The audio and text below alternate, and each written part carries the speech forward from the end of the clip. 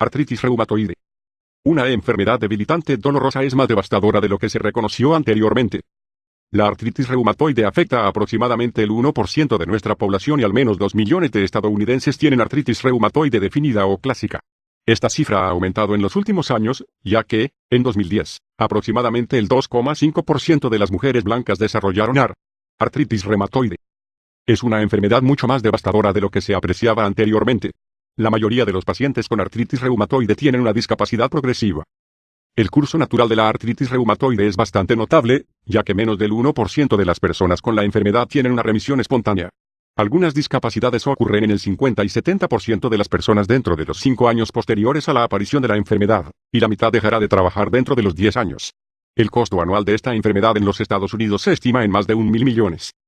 Este pronóstico devastador es lo que hace que esta novedosa forma de tratamiento sea tan emocionante, ya que tiene una probabilidad mucho mayor de tener éxito que el enfoque convencional. A lo largo de los años, he tratado a más de 3.000 pacientes con enfermedades reumáticas, como LS, esclerodermia, polimiositis y dermatomiositis. Aproximadamente el 15% de estos pacientes se perdieron durante el seguimiento por cualquier motivo y no han continuado con el tratamiento. Los pacientes restantes parecen tener un 60-90% de probabilidad de mejora en este régimen de tratamiento. Este nivel de mejora es un gran contraste con los números típicos citados anteriormente que se experimentan con los enfoques convencionales, y ciertamente una fuerte motivación para probar el protocolo que analizo a continuación. La artritis reumatoide puede ser más mortal que la enfermedad cardíaca. También hay una mayor tasa de mortalidad con esta enfermedad. La tasa de supervivencia a 5 años de los pacientes con más de 30 articulaciones afectadas es de aproximadamente el 50%. Esto es similar a la enfermedad coronaria grave o enfermedad de Hodgkin en estadio 4. Hace 30 años, un investigador concluyó que había una pérdida promedio de 18 años de vida en pacientes que desarrollaron artritis reumatoide antes de los 50 años. La mayoría de las autoridades creen que las remisiones rara vez ocurren. Algunos expertos creen que el término inducir la remisión no debe usarse para describir cualquier tratamiento actual para la artritis reumatoide, y una revisión de los métodos de tratamiento contemporáneos muestra que la ciencia médica no ha podido mejorar significativamente el resultado a largo plazo de esta enfermedad. El Dr. Braun fue pionero en un enfoque novedoso para tratar la artritis reumatoide. Me di cuenta por primera vez del protocolo del Dr. Braun en 1989 cuando lo vi en 2020 en ABC. Esto fue poco después de la introducción de la primera edición de su libro, The Road Back. Desafortunadamente, el Dr. Braun murió de cáncer de próstata poco después del programa 2020, así que nunca tuve la oportunidad de conocerlo. Mi aplicación del protocolo del Dr. Braun ha cambiado significativamente desde que comencé a implementarlo. Inicialmente, seguí rígidamente el trabajo del Dr. Braun con modificaciones mínimas en su protocolo. Casi el único cambio que hice fue cambiar la tetraciclina a minosin. Creo que fui uno de los primeros médicos que recomendaron el cambio a minosin, y la mayoría de las personas que usan su protocolo ahora usan minosin. En 1939, el Dr. Sabin, el descubridor de la vacuna contra la polio, reportó por primera vez artritis crónica en ratones causada por un micoplasma. Él sugirió que este agente podría causar artritis reumatoide humana. El Dr. Braun trabajó con el Dr. Sabin en el Instituto Rockefeller. El Dr. Braun era un reumatólogo certificado por la Junta que se graduó en la Escuela de Medicina Johns Hopkins. Fue profesor de medicina en la Universidad George Washington hasta 1970, donde se desempeñó como presidente del Instituto de Artritis en Arlington, Virginia. Publicó más de 100 artículos en publicaciones científicas revisadas por pares. Pudo ayudar a más de 10.000 pacientes cuando usó este programa, desde la década de 1950 hasta su muerte en 1989, y claramente muchos más han ayudado a otros médicos que utilizan este protocolo. Encontró que los beneficios significativos del tratamiento requieren, en promedio, de 1 a 2 años. He tratado a casi 3.000 pacientes y encuentro que la modificación dietética que defiendo, que comencé a integrar a principios de la década de 1990, acelera la tasa de respuesta a varios meses. No puedo enfatizar lo suficiente la importancia de este aspecto del programa. Aún así, la duración de la terapia puede variar ampliamente. En casos graves, los pacientes pueden tardar hasta 30 meses en obtener una mejora sostenida. Uno requiere paciencia porque las remisiones pueden tardar de 3 a 5 años. El enfoque pionero del Dr. Braun representa una alternativa más segura y menos tóxica a muchos regímenes convencionales y los resultados del ensayo NIH finalmente han validado científicamente este tratamiento. Los cambios en la dieta son absolutamente un componente esencial de mi protocolo. El protocolo original del Dr. Braun era notorio por inducir un Alzheimer, o empeoramiento de los síntomas, antes de que se notara una mejoría. Esto podría durar de 2 a 6 meses. Implementar mi plan de nutrición resultó en una disminución de esa reacción en la mayoría de los casos. Cuando comencé a usar su protocolo para pacientes a finales de los 80, la respuesta común de otros médicos fue que no había pruebas científicas de que este tratamiento funcionara. Bueno, eso ciertamente no es cierto hoy. Una revisión de la bibliografía proporcionará más de 200 referencias en la literatura médica revisada por pares que apoya la aplicación de minoxidil en el uso de enfermedades reumáticas. En mi experiencia, casi el 80% de las personas lo hacen notablemente mejor con este programa. Sin embargo, aproximadamente el 5% continúa empeorando y requiere agentes convencionales, como el metotrexato, para aliviar sus síntomas. Prueba científica para este enfoque. El respaldo científico definitivo para la minoxiclina en el tratamiento de la artritis reumatoide se realizó con el ensayo MIR en los Estados Unidos. Este fue un ensayo doble ciego, aleatorizado y controlado con placebo realizado en 6 centros universitarios que incluyó a 200 pacientes durante casi un año. La dosis que usaron, 100 miligramos 2 veces al día, fue mucho más alta y probablemente menos efectiva que la mayoría de los médicos usan actualmente. Tampoco emplearon antibióticos o regímenes nutricionales adicionales, pero el 55% de los pacientes mejoró. Este estudio finalmente proporcionó la prueba que muchos médicos tradicionales exigieron antes de considerar seriamente este tratamiento como un régimen alternativo para la artritis reumatoide. El esfuerzo del Dr. Thomas Brown para tratar las infecciones crónicas por micoplasma que se cree causan artritis reumatoide es la base de esta terapia. El Dr. Brown creyó que la mayoría de las enfermedades reumáticas responden a este tratamiento. Él y otros utilizaron esta terapia para el LS, la espondilitis anquilosante, la esclerodermia, la dermatomiositis y la polimiositis. El Dr. Osler fue uno de los médicos más respetados y destacados de su época, 1849-1919, y muchos lo consideran el médico consumado de los tiempos modernos. Un extracto de un comentario sobre el Dr. William Osler proporciona una perspectiva útil sobre la aplicación de paradigmas médicos alternativos. Osler nos advertiría contra la arrogancia de creer que solo nuestras prácticas médicas actuales pueden beneficiar al paciente. Se daría cuenta de que nuevas creencias científicas podrían surgir de creencias aún no probadas.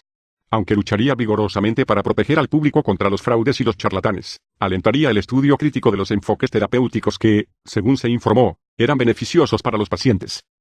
Factores asociados con su éxito en este programa. Hay muchas variables asociadas con una mayor probabilidad de remisión o mejoría. Cuanto más joven seas, mayor será tu oportunidad de mejorar. Cuanto más cerca siga el plan de nutrición, más probabilidades tendrá de mejorar y menos probabilidades tendrá de sufrir un brote grave. Ahora ofrezco la prueba de escritura nutricional de forma gratuita, así que, por favor, no omita este paso esencial. Fumar parece estar asociado negativamente con la mejora. Cuanto más tiempo haya tenido la enfermedad y más grave sea la enfermedad, más difícil será tratarla. Revisado enfoque libre de antibióticos. Aunque utilicé una revisión de su enfoque antibiótico durante casi 10 años, mi prejuicio particular es centrarme en las terapias naturales. El programa que sigue es mi revisión de este protocolo que permite un tratamiento completamente libre de drogas de la AR, que se basa en mi experiencia de tratar a más de 3.000 pacientes con enfermedades reumáticas en mi clínica de Chicago. Si está interesado en revisar o considerar el enfoque antibiótico del Dr. Brown, he incluido un resumen de su trabajo y la evidencia en el apéndice, cambios cruciales en el estilo de vida. Para mejorar su dieta utilizando una combinación de mis pautas nutricionales, la tipificación nutricional es crucial para su éxito. Además, hay algunos principios generales que parecen ser válidos para todos los tipos de nutrición y estos incluyen eliminando el azúcar, especialmente la fructosa, y la mayoría de los granos. Para la mayoría de las personas, sería mejor limitar la fruta a pequeñas cantidades. Comer alimentos sin procesar, de alta calidad, orgánicos y cultivados localmente si es posible. Comer su comida lo más cruda posible. Obtención de grasas omega 3 de origen animal de alta calidad. El aceite de krill parece ser particularmente útil aquí ya que parece ser una preparación antiinflamatoria más efectiva. Es particularmente eficaz si se toma simultáneamente con 4 miligramos de astaxantina, que es un potente antioxidante bioflavonoide derivado de las algas. La astaxantina a 4 miligramos por día es particularmente importante para cualquier persona que tome prednisona, ya que la astaxantina ofrece una potente protección contra las cataratas y la degeneración macular relacionada con la edad. Incorporando ejercicio regular a tu horario diario. Los traumas emocionales tempranos están generalizados en las personas con artritis reumatoide. Con la gran mayoría de los pacientes que traté, algún tipo de trauma emocional ocurrió temprano en la vida, antes de la edad en que se formó su mente consciente, que generalmente es alrededor de los 5 o 6 años. Sin embargo, un trauma puede ocurrir a cualquier edad, y tiene un impacto profundamente negativo.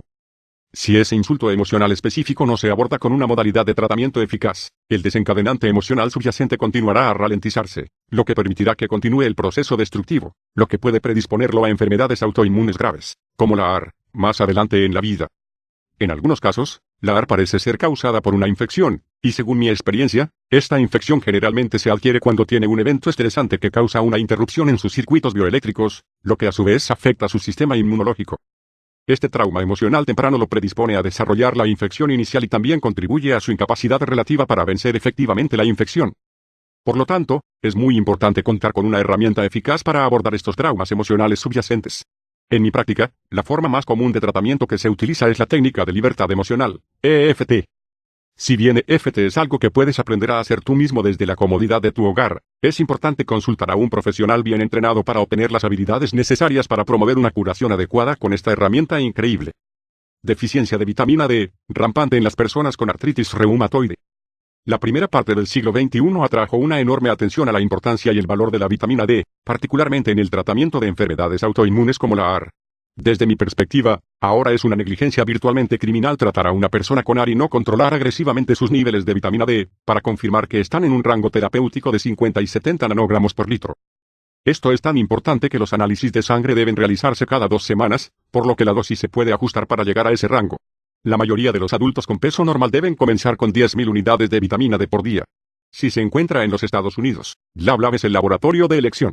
Para obtener información más detallada sobre la vitamina D, puede revisar mi página de la vitamina D de los recursos.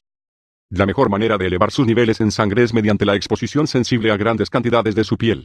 La mayoría no puede hacer esto en el invierno, así que si toma suplementos, asegúrese de tomar 500 miligramos a 1000 miligramos de magnesio y 150 microgramos de vitamina K2, no 1, que son cofactores importantes para optimizar la función de la vitamina D. Naltrexona de dosis baja. Una nueva adición al protocolo es la baja dosis de naltrexona, que yo recomendaría a cualquier persona con AR que pruebe. Es barato y no tóxico, y tengo varios informes de médicos que documentan una eficacia increíble para sacar a las personas de todos sus medicamentos para la artritis peligrosa. Aunque se trata de un medicamento y estrictamente hablando, no es una terapia natural, ha brindado un alivio importante y es mucho más seguro que los medicamentos tóxicos que suelen usar casi todos los reumatólogos. Mejore su microbioma intestinal. Su intestino controla aproximadamente el 80% de su respuesta inmunitaria, por lo que es absolutamente crucial que optimice las colonias bacterianas que crecen allí. Es imperativo dejar de comer todos los azúcares refinados y los alimentos procesados y reemplazarlos con alimentos reales que no estén procesados. Esto limitará el crecimiento de patógenos intestinales.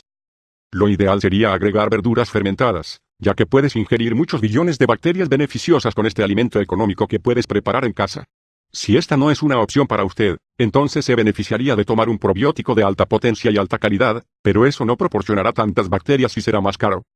Consideraciones nutricionales. Limitar el azúcar es un elemento crítico del programa de tratamiento.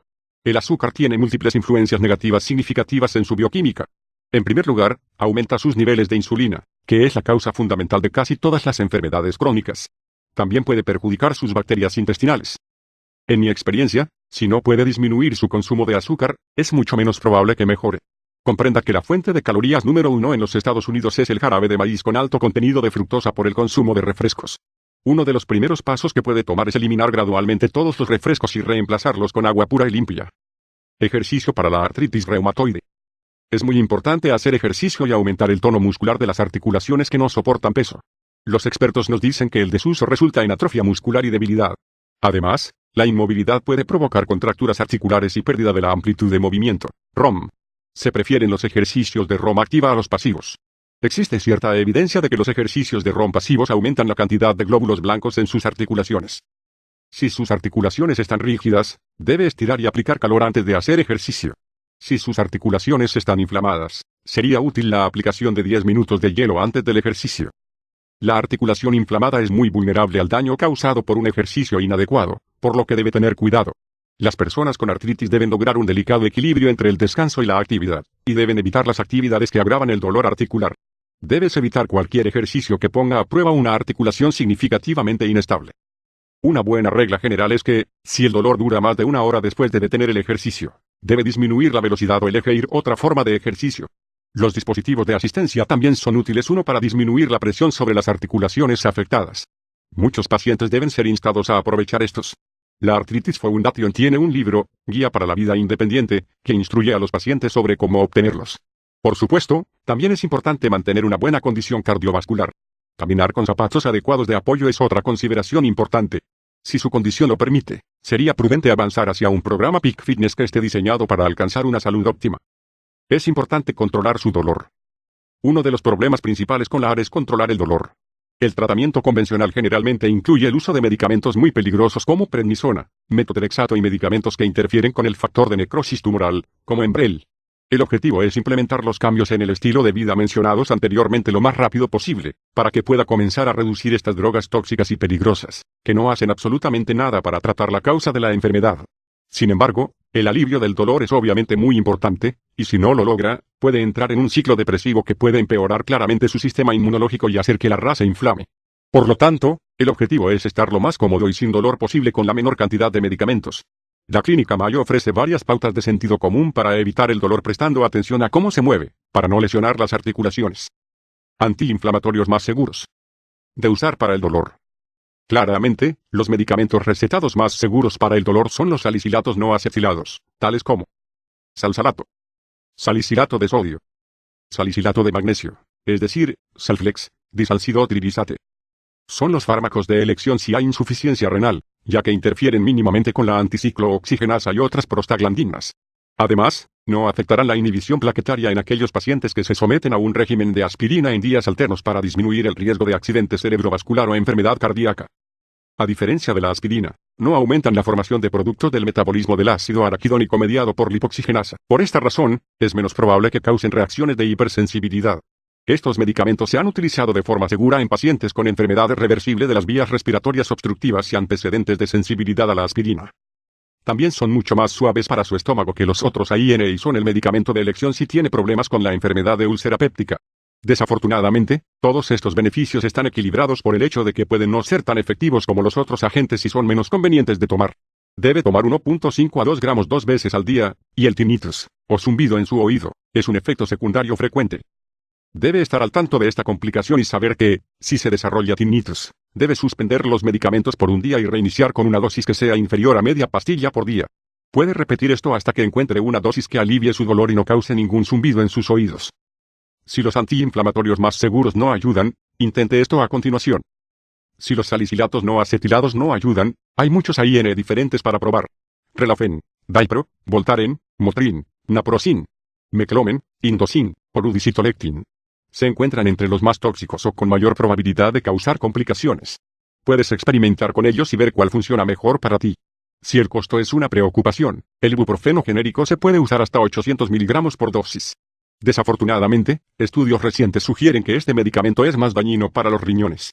Sin embargo, si usa alguno de los medicamentos mencionados anteriormente, es muy importante asegurarse de tomarlos con la comida más importante, ya que esto moderará un poco su toxicidad GI y la probabilidad de causar una úlcera.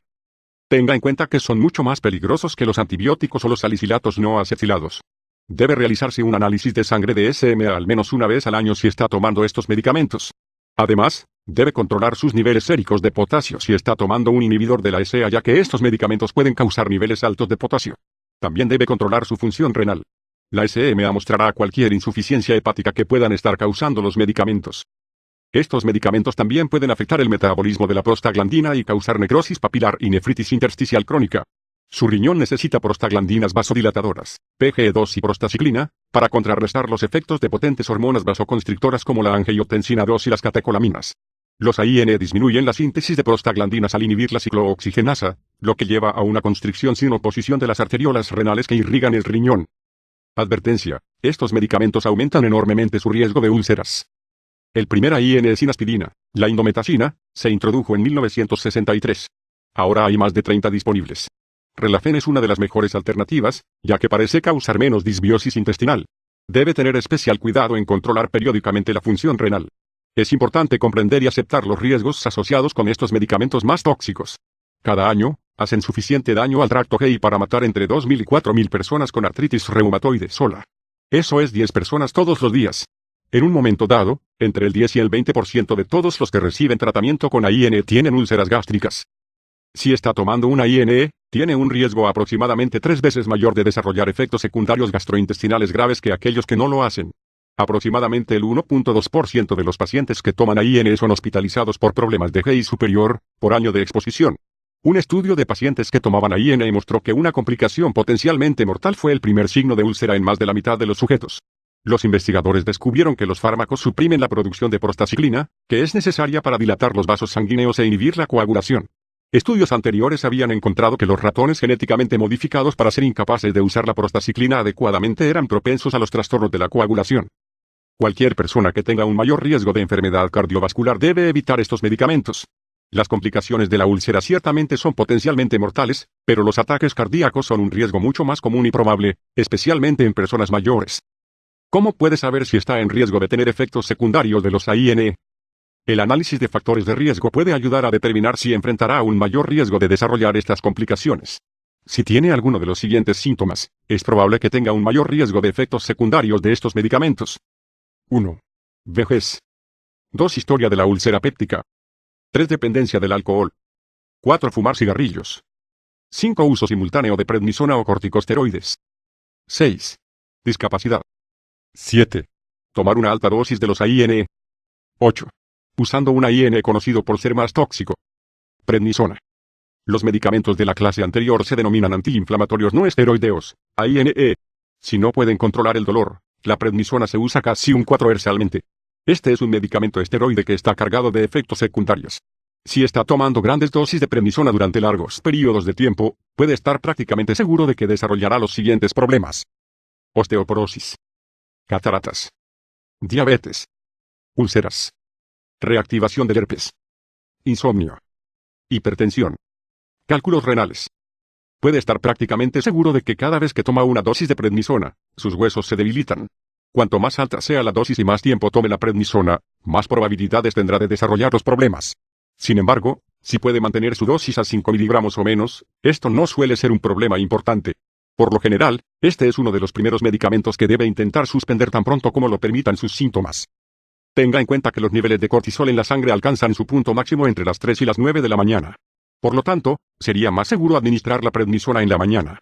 Esto minimizará la supresión en su eje hipotálamo-hipófisis suprarrenal. También debe preocuparse por el aumento del riesgo de enfermedad de úlcera péptica cuando use este medicamento con antiinflamatorios no esteroideos convencionales. Si toma ambos medicamentos, tiene un riesgo 15 veces mayor de desarrollar una úlcera. Si ya está tomando prednisona, es útil obtener una receta para tabletas de 1 miligramo para que pueda dejar de usar prednisona lo antes posible. Por lo general, puede reducir su dosis en aproximadamente 1 miligramo por semana. Si ocurre una recaída de sus síntomas, entonces no está indicada una reducción adicional de la prednisona. ¿Cómo sabes cuándo parar las drogas? A diferencia de los enfoques convencionales de la AR, mi protocolo está diseñado para tratar la causa subyacente del problema. Así que eventualmente las drogas que va a usar durante el programa serán eliminadas. Los siguientes criterios pueden ayudar a determinar cuándo está en remisión y puede considerar dejar de tomar sus medicamentos. Una disminución en la duración de la rigidez matutina a no más de 15 minutos. No hay dolor en reposo. Poco o nada de dolor o sensibilidad en el movimiento. Ausencia de inflamación articular. Un nivel de energía normal. Una disminución en tu SR a no más de 30. Una normalización de su CBC. En general, su HGB, HCT y MCV aumentarán a la normalidad y su deficiencia de pseudohierro desaparecerá. Los títulos de ANA, RF y ASO vuelven a la normalidad. Si usted suspende sus medicamentos antes de que se cumplan todos los criterios anteriores, existe un mayor riesgo de que la enfermedad se repita. Si cumple con los criterios anteriores, puede intentar destetar su medicamento antiinflamatorio y controlar los brotes. Si no se producen brotes durante 6 meses, suspenda la clindamicina. Si las mejoras se mantienen durante los próximos 6 meses, entonces puede suspender su minosin y monitorear las recurrencias. Si los síntomas reaparecen, sería prudente reiniciar el régimen de antibióticos anterior. Evaluación para determinar y seguir la artritis reumatoide. Si ha recibido evaluaciones y tratamiento por parte de uno o más reumatólogos certificados por la Junta, puede estar muy seguro de que se realizó la evaluación adecuada. A pesar de que los tratamientos convencionales fallan miserablemente a largo plazo, el enfoque de diagnóstico convencional suele ser excelente y puede comenzar el programa de tratamiento descrito anteriormente. Si no ha sido evaluado por un especialista, será importante que lo evalúen adecuadamente para determinar si realmente tiene artritis reumatoide. Asegúrese de revisar cuidadosamente el apéndice 2, ya que querrá confirmar que los síntomas de la fibromialgia no están presentes. Tenga en cuenta que el dolor artrítico puede ser una manifestación temprana de 20 a 30 problemas clínicos diferentes. Estos incluyen no solo la enfermedad reumática, sino también los trastornos metabólicos, infecciosos y malignos. La artritis reumatoide es un diagnóstico clínico para el cual no hay una sola prueba o un grupo de pruebas de laboratorio que puedan considerarse confirmatorias. Criterios para la clasificación de la artritis reumatoide. Rigidez matutina. Rigidez matutina en y alrededor de las articulaciones que dura al menos 1 hora antes de que se note la mejoría máxima. Artritis de 3 o más áreas de las articulaciones. Al menos 3 áreas de las articulaciones han tenido simultáneamente hinchazón de los tejidos blandos o líquido, no crecimiento excesivo de huesos, observado por un médico. Hay 14 articulaciones posibles. PIP derecha o izquierda, MCP, muñeca, codo, rodilla, tobillo y MTP. Artritis de las articulaciones de la mano. Al menos un área articular hinchada como se indica arriba en una articulación de la muñeca, MCP o PIP. Artritis simétrica. La afectación simultánea de las mismas áreas articulares, como en el criterio 2 en ambos lados de su cuerpo, afectación bilateral de PIP, MCP o MTP, es aceptable sin simetría absoluta. La falta de simetría no es suficiente para descartar el diagnóstico de artritis reumatoide. Nódulos reumatoides.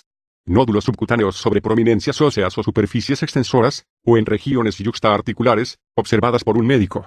Solo alrededor del 25% de los pacientes con artritis reumatoide desarrollan nódulos, y generalmente como una manifestación posterior.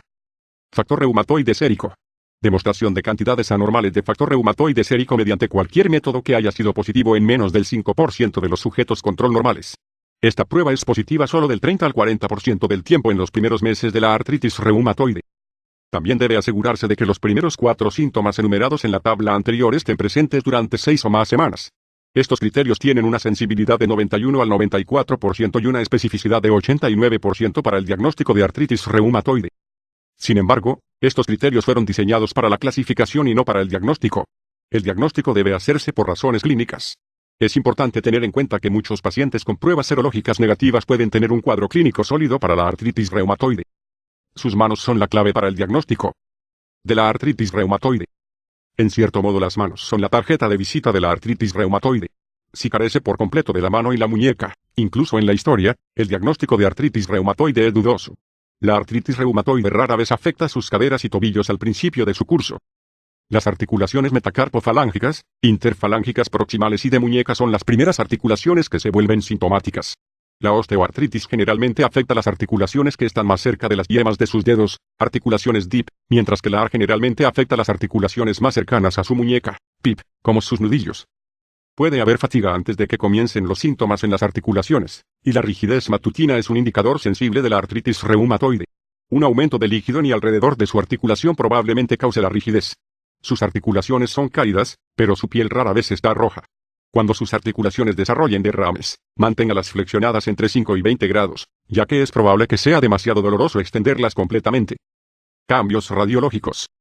Los cambios radiológicos típicos de la artritis reumatoide en las radiografías de la mano y la muñeca de AP, que deben incluir erosiones o descalcificación ósea inequívoca localizadas o más marcadas, adyacentes a las articulaciones involucradas, los cambios osteoartríticos solo no cuentan. Nota: debe cumplir al menos 4 de los 7 criterios enumerados. Cualquiera de los criterios 1 de 4 debe haber estado presente durante al menos 6 semanas. No se excluyen pacientes con 2 diagnósticos clínicos.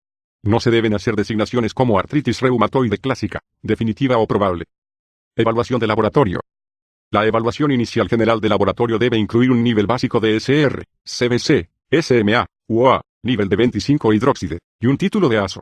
También puede dibujar títulos de RF y ANA para documentar aún más la mejora con la terapia. Sin embargo, rara vez añaden mucho a la evaluación. Las visitas de seguimiento pueden ser cada 2 o 4 meses, dependiendo de la extensión de la enfermedad y la facilidad de las pruebas. La excepción aquí sería la prueba de vitamina D, que debe realizarse cada 2 semanas hasta que su nivel de 25-hidróxide se encuentre entre 65 y 80 nanogramos por litro. Muchos pacientes con artritis reumatoide tienen un CBC microcítico hipocrómico que parece muy similar a la deficiencia de hierro, pero no está relacionado en absoluto.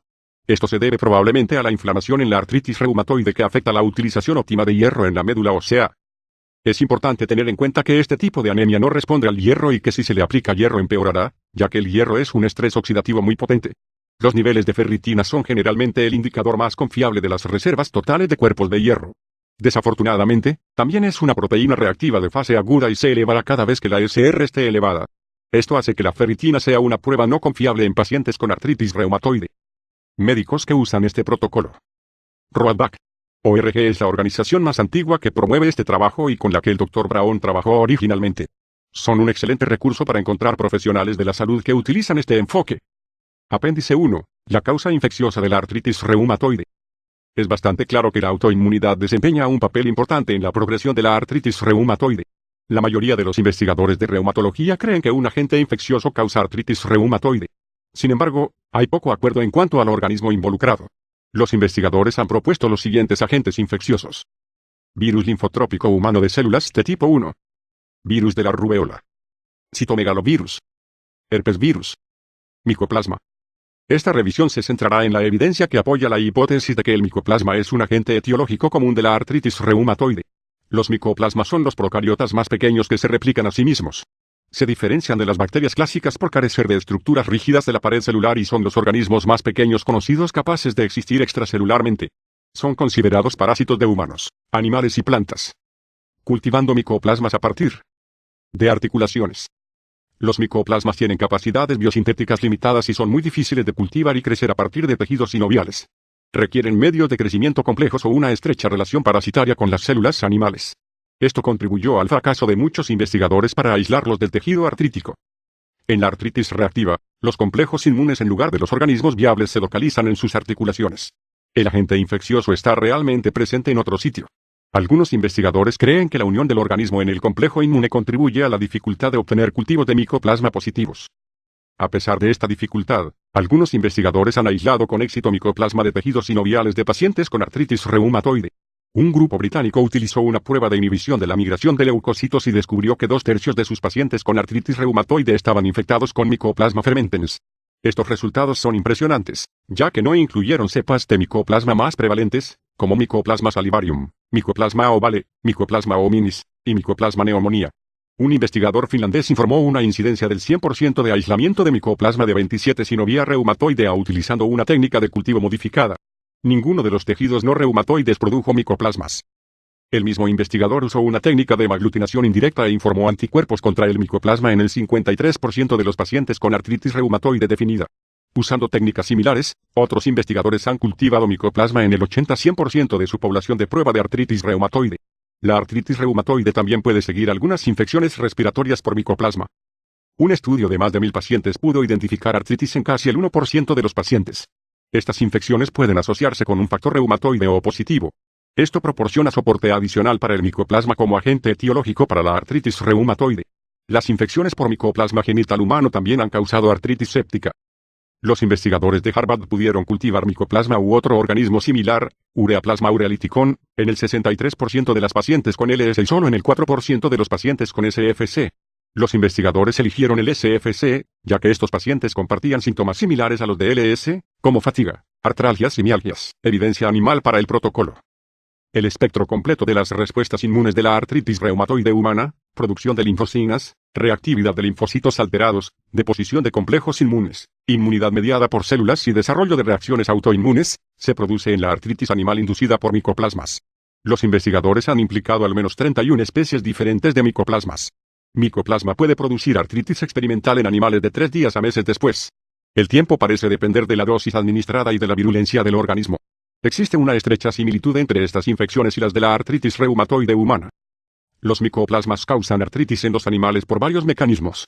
Se multiplican directamente dentro de la articulación o inician una respuesta inmune local intensa. Los micoplasmas artritogénicos también causan inflamación articular en animales por varios mecanismos. Inducen citotoxicidad linfocítica inespecífica y anticuerpos antilinfocíticos, así como factor reumatoide. El micoplasma causa claramente artritis crónica en ratones, ratas, aves, cerdos, ovejas, cabras, vacas y conejos. La artritis parece ser el resultado directo de una infección articular con organismos de micoplasma cultivables. Los gorilas tienen reacciones tisulares más cercanas al hombre que cualquier otro animal, y los investigadores han demostrado que el micoplasma puede precipitar una enfermedad reumática en los gorilas. Un estudio demostró que los antígenos de micoplasma ocurren en complejos inmunes en grandes simios. La IgG humana y de gorila son muy similares y expresan factores reumatoides casi idénticos, anticuerpos IgM anti-IgG. El estudio demostró que cuando el micoplasma se une a la IgG, puede causar un cambio conformacional. Este cambio conformacional da como resultado un anticuerpo anti-IgG, que luego puede estimular una respuesta autoinmune. La ciencia de por qué se usa la minociclina.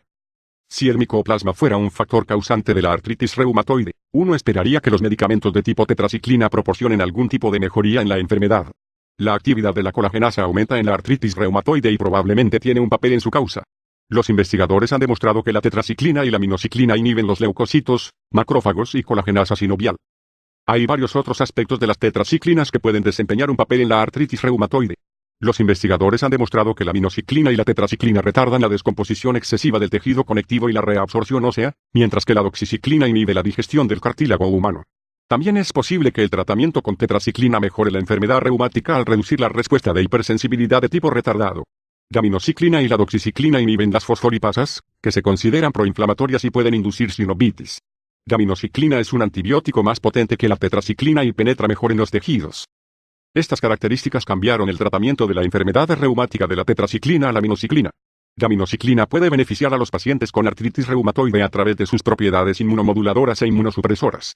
Los estudios in vitro han demostrado una disminución en la producción de neutrófilos de intermediarios reactivos del oxígeno junto con una disminución de la quimiotaxis de los neutrófilos y la fagocitosis. También se ha demostrado que la aminociclina reduce la incidencia y la gravedad de la sinovitis en modelos animales de artritis. La mejora fue independiente del efecto de la aminociclina en la colagenasa. También se ha demostrado que la aminociclina aumenta las concentraciones de calcio intracelular que inhiben las células T. Los individuos con el alelo DR4 del complejo mayor de histocompatibilidad, MHC, de clase 2 parecen estar predispuestos a desarrollar artritis reumatoide. El agente infeccioso probablemente interactúa con este antígeno específico de alguna manera para precipitar la artritis reumatoide. Hay un fuerte apoyo para el papel de las células T en esta interacción. Así que la aminociclina puede suprimir la artritis reumatoide al alterar el flujo de calcio de las células T, y la expresión de las células T derivadas de la proteína de unión al colágeno. La aminociclina produjo una supresión de la hipersensibilidad retardada en pacientes con el síndrome de Reiter, y los investigadores también utilizaron con éxito la aminociclina para tratar la artritis y la rigidez matutina del síndrome de Reiter. Estudios clínicos. En 1970, los investigadores de la Universidad de Boston realizaron un pequeño ensayo aleatorizado controlado con placebo para determinar si la tetraciclina trataría la artritis reumatoide. Usaron 250 miligramos de tetraciclina al día. Su estudio no mostró mejoría después de un año de tratamiento con tetraciclina. Varios factores podrían explicar su incapacidad para demostrar algún beneficio. Su estudio utilizó solo 27 pacientes para un ensayo de un año y solo 12 recibieron tetraciclina, por lo que el incumplimiento puede haber sido un factor. Además, ninguno de los pacientes tenía artritis severa. Se excluyó a los pacientes del ensayo si se encontraban en una terapia antirretenitiva. Los investigadores finlandeses utilizaron la limeciclina para tratar la artritis reactiva en las infecciones por Chlamydia trachomatis. Su estudio comparó el efecto de la medicación en pacientes con otras dos infecciones por artritis reactiva, Yersinia y Campylobacter. Limecicline produjo un curso más corto de la enfermedad en los pacientes con artritis inducida por Chlamydia, pero no afectó a la artritis reactiva asociada a otras infecciones entéricas. Más tarde, los investigadores publicaron los hallazgos que sugerían que la limeciclina logró su efecto a través de acciones no antimicrobianas. Especularon que funcionó previniendo la activación oxidativa de la colagenasa. Bridwell publicó el primer ensayo de aminociclina para el tratamiento de la artritis reumatoide humana y animal. En el primer ensayo en humanos publicado, Bridwell trató a 10 pacientes en un estudio abierto durante 16 semanas. Usó una dosis muy alta de 400 miligramos por día. La mayoría de los pacientes tenían efectos secundarios vestibulares como resultado de esta dosis. Sin embargo, todos los pacientes mostraron beneficios con el tratamiento y todas las variables de eficacia mejoraron significativamente al final del ensayo. Bridwell amplió su estudio inicial y luego observó resultados impresionantes similares. Este fue un ensayo aleatorio doble ciego controlado con placebo de 26 semanas con aminociclina para 80 pacientes. Se les administró 200 miligramos 2 veces al día. El índice articular de Ritchie y el número de articulaciones inflamadas mejoraron significativamente, por debajo de 0,05, más en el grupo de aminociclina que en el grupo de placebo. Investigadores en Israel estudiaron a 18 pacientes con artritis reumatoide severa durante 4 semanas. Estos pacientes habían fallado otros 2 de MARD. Se retiraron de todos los agentes de MARD y se les administró 100 miligramos de aminociclina 2 veces al día. 6 pacientes no completaron el estudio, 3 se retiraron por falta de mejoría y 3 tuvieron efectos secundarios de vértigo o leucopenia. Todos los pacientes que completaron el estudio mejoraron. 3 tuvieron remisión completa, 3 tuvieron una mejoría sustancial de más del 50% y 6 tuvieron una mejoría moderada del 25% en el número de articulaciones activas y la rigidez matutina. Apéndice 2. Asegúrate de que eres evaluado para la fibromialgia. Debe ser muy sensible a esta afección cuando tiene artritis reumatoide, ya que con frecuencia es una afección que se complica. Muchas veces, el dolor se confundirá con un brote de la AR. Necesitas tratar agresivamente este problema. Si se ignora, la probabilidad de tratar con éxito la artritis disminuye significativamente. La fibromialgia es un problema muy común. Algunos expertos creen que el 5% de las personas se ven afectadas con esto. Más del 12% de los pacientes en el Departamento de Medicina Física y Rehabilitación de la Clínica Mayo tienen este problema, y es el tercer diagnóstico más común realizado por los reumatólogos en el ámbito ambulatorio. La fibromialgia afecta a las mujeres 5 veces más frecuentemente que a los hombres. Signos y síntomas de la fibromialgia. Una de las características principales de la fibromialgia es la rigidez matutina, la fatiga y las múltiples áreas de sensibilidad en los lugares típicos. La mayoría de las personas con fibromialgia se quejan de dolor en muchas áreas de su cuerpo, con un promedio de 6 a 9 lugares. Aunque el dolor con frecuencia se describe como por todas partes, es más prominente en el cuello, los hombros, los codos, las caderas, las rodillas y la espalda. Los puntos sensibles son generalmente simétricos y en ambos lados del cuerpo. Las áreas de sensibilidad generalmente son pequeñas, menos de 1 pulgada de diámetro, y profundas dentro del músculo. A menudo se encuentran en sitios que son ligeramente sensibles en las personas normales. Sin embargo, las personas con fibromialgia difieren en tener mayor sensibilidad en estos sitios de la persona promedio. La palpación firme con el pulgar, justo después del punto donde el clavo se vuelve blanco, sobre el codo externo generalmente causará una vaga sensación de incomodidad. Los pacientes con fibromialgia experimentarán mucho más dolor y con frecuencia retirarán el brazo involuntariamente. Más del 70% de los pacientes describen su dolor como dolor profundo y rigidez de los músculos.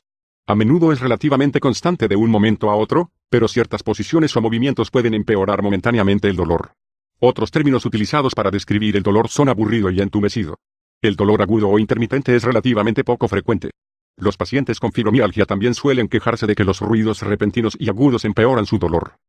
La rigidez generalizada de la fibromialgia no disminuye con la actividad, a diferencia de la rigidez de la artritis reumatoide, que disminuye a medida que avanza el día. A pesar de la falta de pruebas de laboratorio anormales, los pacientes pueden sufrir molestias considerables. La fatiga es a menudo lo suficientemente grave como para perjudicar las actividades de trabajo y recreación. Los pacientes suelen experimentar fatiga al levantarse y se quejan de estar más fatigados cuando se despiertan que cuando se acuestan. Más del 90% de los pacientes creen que el dolor, la rigidez y la fatiga empeoran con el clima frío y húmedo. El esfuerzo excesivo, la ansiedad y el estrés también son factores. Muchos encuentran que el calor localizado, como los baños de agua caliente, las duchas o las almohadillas térmicas, les proporcionan algo de alivio. También hay una tendencia a que el dolor mejore en el verano con actividad leve o con reposo. Algunos pacientes fechan el inicio de sus síntomas a algún evento iniciador. Esto suele ser una lesión, como una caída, un accidente automovilístico o una lesión profesional o deportiva. Otros encuentran que sus síntomas comenzaron con un evento estresante o emocional, como una muerte en la familia, un divorcio, una pérdida de trabajo o un incidente similar. Ubicación del dolor. Los pacientes con fibromialgia tienen dolor en al menos 11 de los siguientes 18 sitios sensibles, uno a cada lado del cuerpo. 1. Base del cráneo donde se insertan los músculos suboccipitales. 2. Parte posterior del cuello bajo, espacios intertransversos anteriores de C5 y C7. 3. Punto medio de los hombros superiores, trapecio. 4. En la espalda en medio de la escápula. 5. En el tórax donde la segunda costilla se adhiere al esternón. 6. 1 pulgada por debajo de la parte externa de cada codo, epicóndilo lateral. 7. Cuadrante externo superior de las nalgas. 8. Justo detrás de la hinchazón en la parte superior del hueso, de la pierna debajo de la cadera, prominencia trocantérica. 9. El interior de ambas rodillas, almohadillas de grasa mediales proximales a la línea de la articulación. Tratamiento de la fibromialgia. Existe un cuerpo persuasivo de evidencia emergente que indica que los pacientes con fibromialgia no son aptos físicamente en términos de resistencia sostenida. Algunos estudios muestran que el ejercicio puede disminuir el dolor de la fibromialgia en un 75%. Dormir también es fundamental para mejorar, y muchas veces, una mejor forma física también corrige la perturbación del sueño. También se ha demostrado que la normalización de los niveles de vitamina D ayuda a disminuir el dolor, al igual que la suplementación tópica con aceite de magnesio. Las alergias, especialmente al moho, parecen ser otra causa común de la fibromialgia. Hay algunas intervenciones simples que utilizan técnicas llamadas modificación total del cuerpo, TBM. Apéndice 3, tratamiento antibiótico. Con minosin. Hay 3 tetraciclinas diferentes disponibles: tetraciclina simple, doxiciclina o minosina, minociclina. Minosin tiene una clara ventaja sobre la tetraciclina y la doxiciclina en 3 áreas importantes. 1. Espectro extendido de actividad. 2. Mayor penetrabilidad del tejido. 3. Niveles séricos más altos y más sostenidos. Las membranas celulares bacterianas contienen una capa lipídica. Un mecanismo para desarrollar una resistencia a un antibiótico es producir una capa lipídica más gruesa. Esta capa dificulta la penetración de un antibiótico. La estructura química de minosin hace que sea la más soluble en lípidos de todas las tetraciclinas. Esta diferencia se puede demostrar claramente cuando se comparan los medicamentos en el tratamiento de 2 afecciones clínicas comunes. Minosin proporciona resultados clínicos consistentemente superiores en el tratamiento de la prostatitis crónica. En otros estudios, minosin se utilizó para mejorar el 75-85% de los pacientes cuyo acné se había vuelto resistente a la tetraciclina. También se cree que el estreptococo es una causa que contribuye a muchos pacientes con artritis reumatoide. Minosin ha demostrado una actividad significativa contra el tratamiento de la estreptococo. Factores importantes a considerar cuando se usa minosin. A diferencia de las otras tetraciclinas, minosin tiende a no causar infecciones por hongos. Algunos expertos en enfermedades infecciosas incluso creen que tiene una actividad leve contra la levadura. Las mujeres pueden tomar este medicamento durante varios años y no tener ninguna infección vaginal por levaduras. Sin embargo, Sería prudente tomar Lactobacillus acidophilus oral profiláctico y preparaciones de bifidus. Esto ayudará a reemplazar la flora intestinal normal que se mata con el Minocin. Otra ventaja de Minocin es que tiende a no sensibilizarte al sol. Esto minimiza el riesgo de quemaduras solares y aumenta el riesgo de cáncer de piel. Sin embargo, debe incorporar varias precauciones con el uso de Minocin. Al igual que otras tetraciclinas, los alimentos perjudican su absorción. Sin embargo, la absorción está mucho menos deteriorada que con otras tetraciclinas.